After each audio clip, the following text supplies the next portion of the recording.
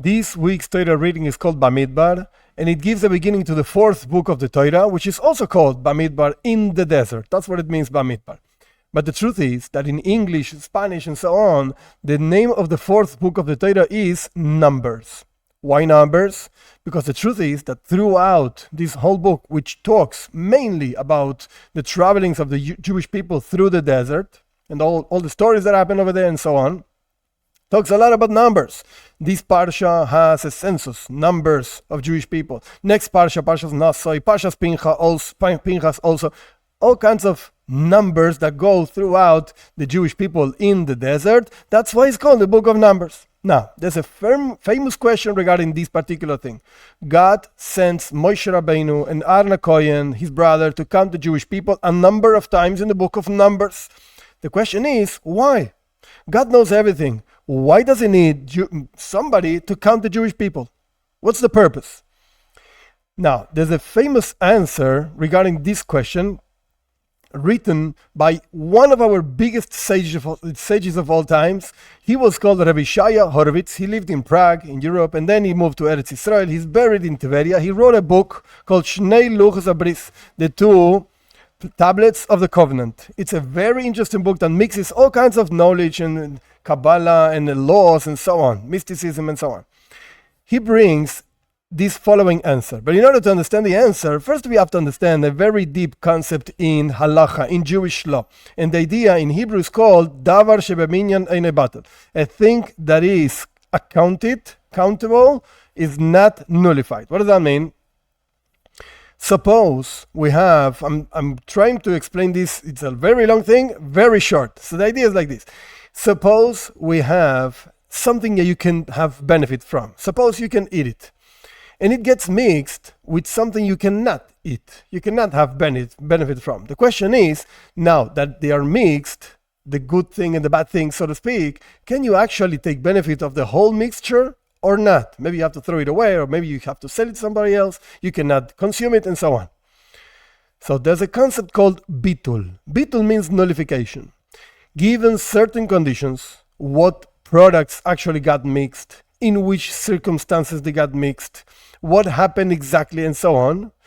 Given a certain amount of variables and factors and so on, we say that the bad thing, so to speak, the forbidden thing, got nullified within the allowed thing, and now you can have benefit from the whole mixture. And again, many details, very complex and deep and so on. Let's go back.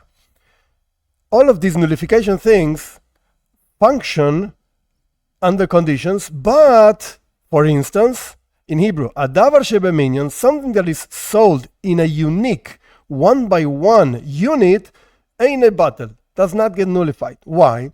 Since it's an important thing in itself, therefore its importance is shown by the fact that it's sold by unit, and this means that when it got mixed, even one of those important things, even within thousands, it will not be considered nullified because of the importance of this particular thing.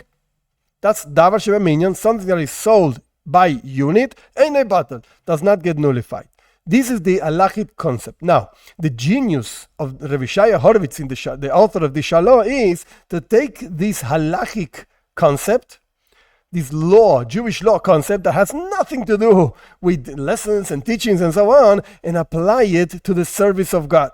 And apply it as an answer to our question. What was the question? The question was, if God knows everything, why does he send Moshe Rabbeinu to count the Jewish people? And the answer is, davar shebeminyan eine batel. A thing that is counted, is sold by unit, etc., does not get nullified. God did not want the Jewish people to get nullified within the nations of the world when they were going to enter the land of Israel and so on. Therefore, God showed, so to speak, the importance of each one by counting them, by sending Moshe Rabbeinu to count them. So now you understand why God sent somebody to count, so each person could actually be conscious of the importance that they have, each one individually, and they would get nullified. Now, this concept does not apply only to the Jewish people in the desert 3,000 years ago and so on. Rather, this is a lesson for the whole world, for every single place, every single time. when a person follows the message of Judaism.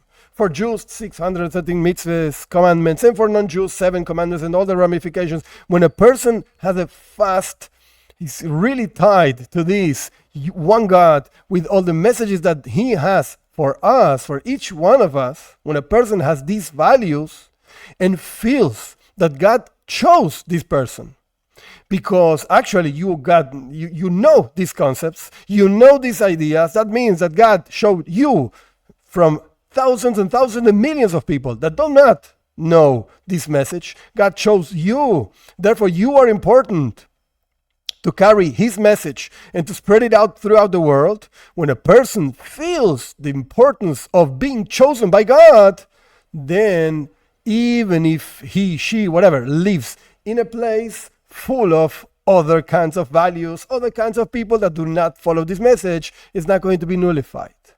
Again, God is, quote unquote, choosing you, counting you, so you don't get nullified within all the majority of the people that don't know this message. And not only you don't get nullified, but you actually have the power, the strength, the importance that God shows you in order to be able to influence the place around you and the people around you. That's why God is showing us in this particular parsha, and in Parshas Nasa, and in Parshas Pinchas, and so on, many times, hey, if you're watching this, if you're listening to this, it's because God chose you. It's because God is giving you a certain importance to live by his values expressed in the Torah.